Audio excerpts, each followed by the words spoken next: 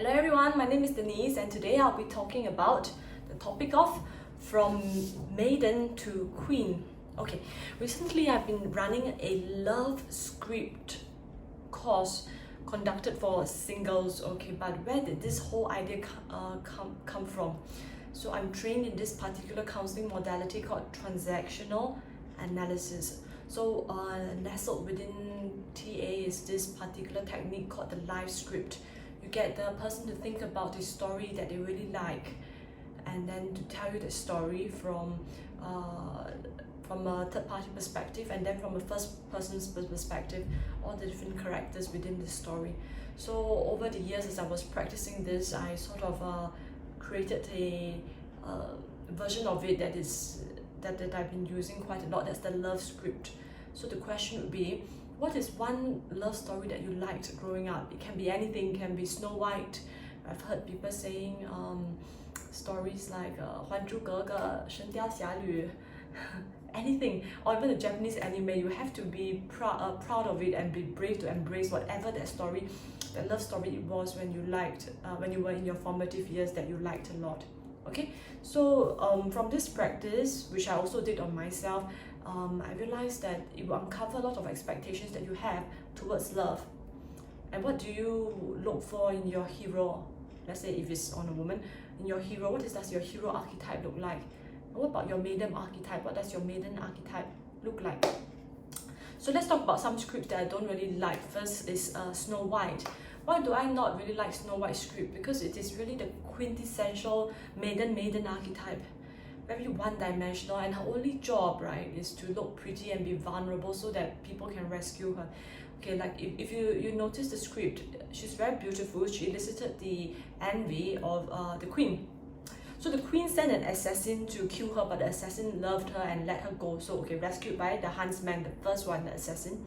Then she was rescued by 7 dwarfs.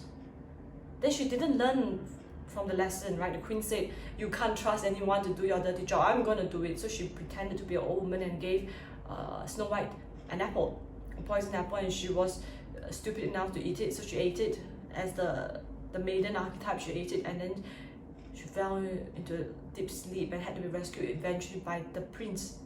So her main purpose is just to be beautiful and vulnerable, to be rescued by many people, and she don't seem to learn from her lesson. So I don't really like that story. Also in this story, like my favorite character is actually the queen because she's the most authentic. The shadow side of everyone is projected and scapegoated into one character called the queen. The queen is allowed to be jealous, she's allowed to be initiative, you know, to show initiative and to do and to take steps to get what she wants. Although in the end, she, in a more despicable and dark way, she did it, right, with murderous intent. So that's not so good. But she's actually the most authentic character in this story because characters like Snow White, like the Queen, even the 7 dwarfs tend to be more one-dimensional. So don't really like that script. Okay, so I'm not trained in Jungian psychology, but I'm a big fan of Jordan Peterson, and that's probably his favorite modality. And he talks about this story of Peter Pan. Why is Peter Pan a tragic story? Because it tells of this small boy who is granted immortality and eternal youth.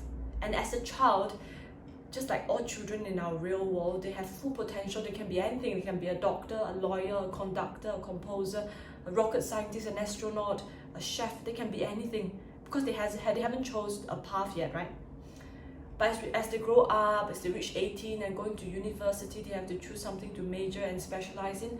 Slowly, all the other pathways dim down and they have to specialize and focus and actually actualize into something really substantial. Before that, they are all full potential. So this is something that is important because the maiden archetype is something like a female Peter Pan, you see.